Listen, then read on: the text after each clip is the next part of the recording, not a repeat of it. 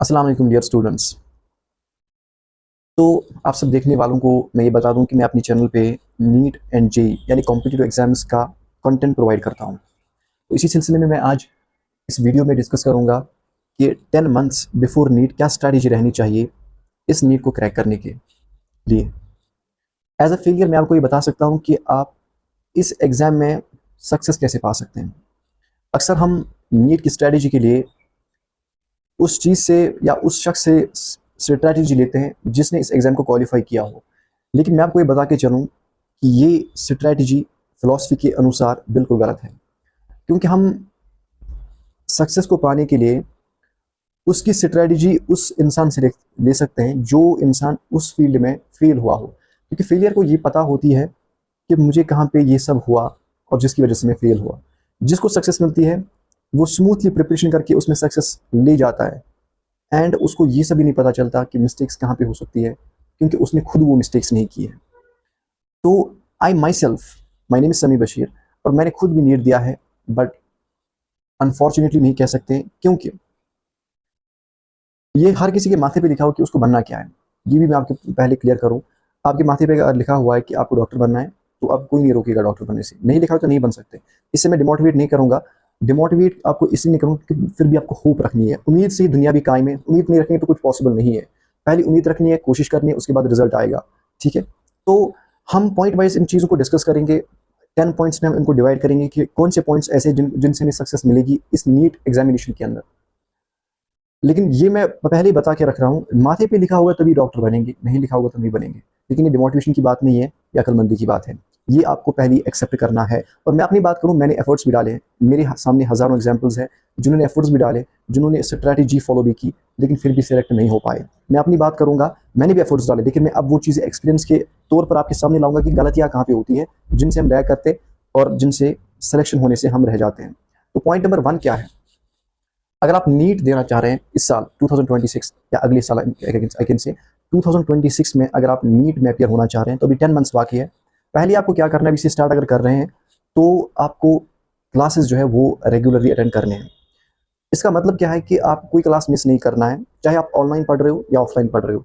दोनों केसेस में आपको कोई भी क्लास मिस नहीं करनी है, चाहे क्लास 2 घंटे की हो, 1 घंटे की हो, 1.5 घंटे की हो या 3 घंटे की हो। क्लास आपको किसी भी हाल पे मिस नहीं करनी है, क्लास आपको रेगुलरली देनी है। और उसके बाद क्लास लेने के बाद आप उनके नोट्स बनाएंगे। क्लास लेने के बाद उनके नोट्स बनाएंगे और उन्हीं नोट्स को बार बार देखना है, उन्हीं नोट्स को बार बार। और उससे क्या होगा, उसमें आपको वो शॉर्ट टर्म मेमोरी में नहीं, लॉन्ग टर्म मेमोरी में जाएगा। और लॉन्ग टर्म मेमोरी जाने में आपकी एक्यूरेसी बढ़ जाएगी, आप एग्जाम में अच्छा एक्सेल कर सकेंगे। उसके बाद आपको पॉइंट नंबर 2 क्या करना है, आपको मेक श्योर करना है कि आपको मार्च से पहले सिलेबस कंप्लीट हो जाए, क्योंकि आपके पास 2 मंथ्स एटलीस्ट रहने चाहिए रिविजन के लिए। जब आपके पास 2 मंथ्स रिविजन के लिए रहेंगे तो आपके बहुत बड़े चांसेस बढ़ेंगे, बहुत चांसेस बढ़ेंगे आपको नीट में बहुत अच्छा स्कोर करने के, क्योंकि 2 months are very enough for the revision for the whole syllabus of NEET. उसके बाद आपने रेगुलर क्लासेस भी दिए, आपने उन क्लासेस के नोट्स भी बनाए, और आपने क्या किया, आपने ये टारगेट भी रखा कि सिलेबस कंप्लीट होना कब चाहिए। उसी वे में आपको स्ट्रेटेजी बना के लेक्चर्स का शेड्यूल रखना है। उसके बाद क्या करना है, उसके बाद आपको प्रैक्टिस की बात आएगी। पीवाईक्यूज आपको जरूरी करने मैं रिकमेंड करूंगा, ऑलमोस्ट 10 ईयर्स तक के आप पीवाईक्यूज करेंगे। और जो पीवाईक्यूज करेंगे सिर्फ इतना ही नहीं प्रैक्टिस के लिए होगा। फिजिक्स की अगर बात करेंगे, after seeing the paper of NEET 2025 आपको स्टैंडर्ड बुक कोई सॉल्व करनी चाहिए। This I am personally recommending you कि आपको बहुत स्टैंडर्ड अच्छी बुक ये जो है प्रैक्टिस के तौर पर फिजिक्स के लिए सॉल्व करनी चाहिए। लाइक ये this is not the promotion, क्योंकि आई हैव पर्सनली सीन कि ये बुक्स बहुत ही अच्छी है, जो नीट से थोड़ा अपर लेवल तक होती हैं, ताकि आप नीट पे फिर अच्छा स्कोर कर सके। ऑल्दो ये ज़रूरी नहीं होती है, लेकिन अब नीट का जो स्टैंडर्ड है थोड़ा ऊपर चला गया। Like we have Irodov, we have Cengage, B C Pandey, ऐसी कुछ फिजिक्स के लिए प्रैक्टिस बुक्स है जो आप जिनसे आप प्रैक्टिस ले सकते हैं फिजिक्स के लिए। उसके बाद नेक्स्ट पॉइंट जो है, आपको क्या करना है, आपको एनसीईआरटी तीनों सब्जेक्ट्स की पढ़नी है। It's not for only for the bio as it was said before. आपको क्या करना है, फिजिक्स के लिए भी पढ़नी है एनसीईआरटी, केमिस्ट्री के लिए भी एनसीईआरटी पढ़नी है, और बायो के लिए एनसीईआरटी पढ़नी है। और जो बायो की एनसीईआरटी है उसमें आपको ऐसा कोई पॉइंट नहीं होना चाहिए जो आप जिस पे आपकी नज़र ना हो। फिजिक्स और केमिस्ट्री की आप थ्योरी पढ़ सकते हैं अच्छे से, तो जिनको आप 3-4 बार भी अगर पढ़ेंगे तो वो पॉइंट्स जहन में रहेंगे। लेकिन जो बायो की एनसीईआरटी है, सारा पेपर बायो की एनसीईआरटी से ही आएगा, तो इसीलिए बायो की एनसीईआरटी मेजर रोल रखती है as compare to the physics and chemistry की एनसीईआरटी से। तो मेजॉरिटी ऑफ फोकस आपको बायो की एनसीईआरटी पे देना है, ठीक है। लेकिन सिर्फ आपको एनसीईआरटी रीड आउट नहीं करनी है बायो की, उसको समझना भी है। वो कहाँ से समझेंगे आप? वो लेक्चर से समझेंगे। टीचर आपको एक्सप्लेन करेगा, आप या तो उसके नोट्स बना भी सकते हैं या सिर्फ अंडरस्टैंड करके या एनसीईआरटी के पॉइंट्स हाईलाइट करके या एनसीईआरटी के पॉइंट्स पढ़ के आप उसको माइंड में फिट कर सकते हैं। उसके बाद नेक्स्ट पॉइंट क्या है? आपको प्रोक्रास्टिनेशन को अवॉइड जरूरी करना है। अब ये प्रोक्रास्टिनेशन क्या है? प्रोक्रास्टिनेशन का मतलब है आप अभी का काम बाद पे छोड़ रहे हो। अब बोल रहे हो कि अभी नहीं, बाद में करूंगा। बाद में करने का मन नहीं हो रहा है, कल करेंगे। कल अब आया, अब मन नहीं कर रहा, बोल रहे आज तो संडे, कल मंडे, मंडे से स्टार्ट करेंगे। अब जब मंडे आया, ये आया 30th को, 30th ऑफ द मंथ, और कल फर्स्ट है, क्या बोल रहे हैं? आप अच्छे से फर्स्ट से ही स्टार्ट करेंगे। और जब फर्स्ट आया, ऐसे करके चेन चली जाती है, कभी कल आता नहीं है। इसको प्रोक्रास्टिनेशन कहते हैं। So you have to avoid this procrastination. Procrastination को किसी भी सूरत में अवॉइड आपको करना ही है if you are willing to crack the NEET examination. तो आपने क्लासेस भी दिए, आपने नोट्स भी बनाए, उसके बाद आपने पीवाईक्यूज भी किए, आपने प्रैक्टिस भी की फिजिक्स की, और आपने अब क्या किया? आपने प्रोक्रास्टिनेशन भी अवॉइड की, आपने तीनों सब्जेक्ट्स की एनसीईआरटी भी पढ़ी। उसके बाद क्या करना है? उसके बाद आप ये कर सकते हैं कि अगर हम इसमें कुछ और पॉइंट्स ऐड करें, लाइक आई कैन से, जो मेरे जहन में आ रहा है, let me think about it. I have not prepared for this video actually. This is actually personal experience I'm sharing this in this video. So next point आपको ये करना है कि जो आपने पढ़ा है लेक्चर, जो आपने चैप्टर्स को पढ़ा है, लेट सपोज आपने 6 मंथ्स, आपने 1 हफ्ता या 2 हफ्ते के चैप्टर्स पढ़े। आपको हर दिन में ऑलमोस्ट 2 आवर्स रखने हैं for the recap of the previous chapters. यानी आपने हफ्ते में 1 चैप्टर पढ़ा, जब नया हफ्ता होगा आपको ये चैप्टर रिकैप होना चाहिए। तो हर दिन आपको 2 आवर्स रखने हैं जिससे आप प्रीवियस चैप्टर्स को रिकैप करेंगे। यानी आप आगे आगे बढ़ते हैं, आगे आगे बढ़ रहे हैं, नए चैप्टर्स पढ़ रहे हैं। ऐसा नहीं कि आप प्रीवियस चैप्टर्स को छोड़ रहे हैं। तो ये भी बड़ी मिस्टेक है, और ये मैंने खुद ये मिस्टेक की हुई है। जब हम नए नए चैप्टर्स पढ़ते हैं, उससे क्या होता है, पिछले चैप्टर्स हम भूल जाते हैं। फिर जब टेस्ट होता है, फुल सिलेबस टेस्ट, जो पिछले वाले चैप्टर्स होते हैं उनसे हमें क्वेश्चंस गलत हो जाते हैं, उससे एक्यूरेसी फिर से खराब हो गई। तो एक्यूरेसी कैसे बढ़ जाएगी? जब आप आगे बढ़ने के साथ साथ प्रीवियस चैप्टर्स का रिकैप भी साथ साथ 2 आवर्स में करते जाएंगे। तो ये भी बहुत बड़ी बात है जो कि आपको करनी चाहिए। उसके बाद क्या है? उसके बाद नेक्स्ट पॉइंट आपको ये याद रखें, जब भी आपको डिमोटिवेट फील हो जाए या आपको लगे कि थकावट महसूस हो रही है, उस समय आप बाहर जा सकते हैं, फैमिली में बात कर सकते हैं, किसी फ्रेंड से बात कर सकते हैं, थोड़ा इधर उधर वॉक करके रिफ्रेश होकर फिर से स्टार्ट करना है, अगेन स्टार्ट करना है। तो उस टाइम आपको थोड़ा उठना पड़ेगा स्टडी टेबल से, जहाँ पे भी आप स्टडी कर रहे हैं। तो थोड़ा इधर उधर माइंड फ्रेश करके आपको फिर अगेन रिफ्रेश होना है। रिफ्रेशिंग इज इंपॉर्टेंट, क्योंकि ब्रेन जो ह्यूमन का है ये भी थक जाता है किसी स्टेज पे हो, तो वहाँ पे रेस्ट की ज़रूरत होती है। वहाँ पे आपको थोड़ा सा ब्रेक लेके वापस स्टार्ट करना है, लेकिन ज़्यादा ब्रेक नहीं लेनी है, क्योंकि टाइम बहुत प्रेशियस होता है नीट के लिए। उसके बाद क्या है? आपको डेली एक्सरसाइज करनी है, स्लाइट एक्सरसाइज करनी है, जिससे आपका हेल्थ अच्छा रहे। Health is very important for the examination. ठीक है, आपको पूरा साल हेल्दी मेंटेन करना पड़ेगा। ये पॉसिबल नहीं है कि आप पूरा साल हेल्दी रहें, तो लेकिन मेंटेन करने की कोशिश करनी है कि आपके वेस्ट ना हो जाए दिन। तो और दूसरी बात ये कि आपको हेल्दी फूड भी खाना है। तो इसमें आप इस साल में आप फास्ट फूड, जंक फूड को अवॉइड कर सकते हैं। So this is also one of the sacrifice you have to give. Sacrifice तो देनी पड़ेगी कुछ हासिल करने के लिए। सेक्रीफाइस तो आपको देनी पड़ेगी इस खाने में भी, क्योंकि आपको हेल्थ मेंटेन करनी है। वैसे भी हमेशा अवॉइड ही करनी चाहिए to maintain the proper health. Health के लिए ठीक नहीं होते।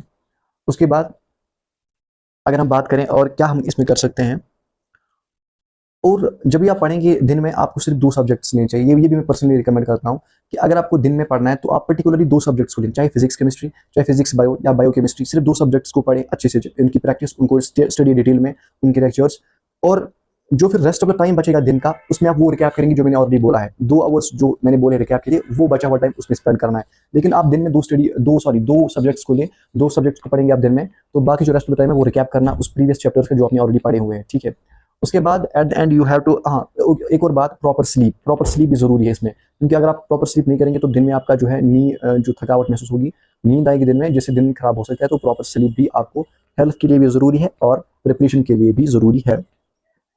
उसके बाद सेकंड लास्ट पॉइंट ये है कि आपको टेस्ट रेगुलरली देने हैं। ये भी बहुत बड़ा रोल रहता है एग्जामिनेशन के प्रिपरेशन में। इस नीट की टेस्ट रेगुलरली देने हैं, और टेस्ट सिर्फ देने नहीं है, इनका एनालिसिस भी करना है। यही बड़ी मिस्टेक कर देते हैं हम कि हमें टेस्ट में इंप्रूवमेंट नहीं इसलिए मिलती है क्योंकि हम टेस्ट को एनालाइज नहीं करते। उनके लिए सेपरेट कॉपी बनानी है, उन कॉपी टू मिस्टेक्स लिखने हैं, अलग अलग से मिस्टेक्स लिखने हैं, और जब आप मिस्टेक्स लिखेंगे फिर उन पे काम करके उन चीज़ों को दूर करेंगे, आपकी इंप्रूवमेंट आसानी से टेस्ट में हो जाएगी। और मेजर बात ये मेरा पर्सनल एक्सपीरियंस भी है और मेरी पर्सनल रिकमेंडेशन भी है कि never think about the result. अगर आप रिजल्ट के बारे में सोचेंगे तब आपका जो माइंड खराब हो जाएगा, और you will never get the result you are thinking about. Never think of the result, never think of the result, you just try your best, just give your efforts, see what you can do, what you are supposed to do and what extra you can do. तो thinking about the result never gives you the result, ये बात clear होनी चाहिए। अगर आप result के बारे में सोचेंगे तो आपको रिजल्ट नहीं मिलेगा, ठीक है। What you have to do, you just try your best, you have to see what you can do, what you are doing, what extra you can do, and just make it, then result will automatically come, result automatically आएगा। Test हो या खुद NEET हो या कोई JEE के लिए preparation कर रहा है या खुद नीट हो जेई हो, तो उसके रिजल्ट के बारे में भी नहीं सोचना है, वो तब देखा जाएगा जब रिजल्ट आएगा। जब आपकी प्रिपरेशन वैसी की होगी तब खुद रिजल्ट आ जाएगा।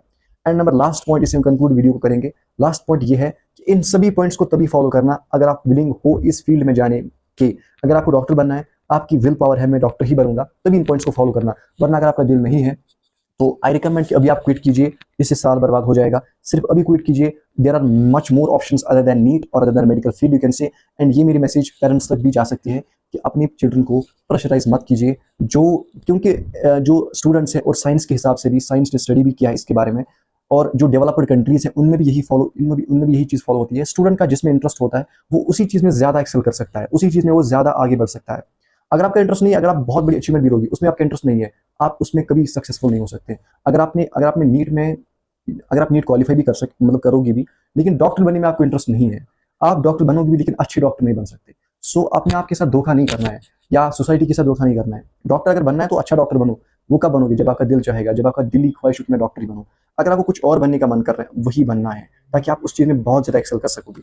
सो अक्सर ये हमारे टिपिकल पेरेंट्स की सोच होती है, वो गलत नहीं सोचते, वो चिल्ड्रन की बेहतरी के लिए ही सोचते हैं। वो सोचते हैं हमारे जो चिल्ड्रन है ये लाइफ में सेटल हो जाए, अच्छे से रहें, इनकी लाइफ सेटल हो, कल को ये हमारा सहारा बने। लेकिन उनका जो है असल में ये टिपिकल सोच होती है। अगर हमारी सोसाइटी को गाइड किया जाए, हमारे पेरेंट्स को भी काउंसलिंग की जाए, तब वो अच्छे से समझ सकते हैं। लेकिन अब उनके जहन में बैठ गए, उनका तरीका गलत हो सकता है, लेकिन उनकी सोच गलत नहीं है। सोचते वो अच्छा है चिल्ड्रन के लिए, लेकिन तरीका गलत होता है।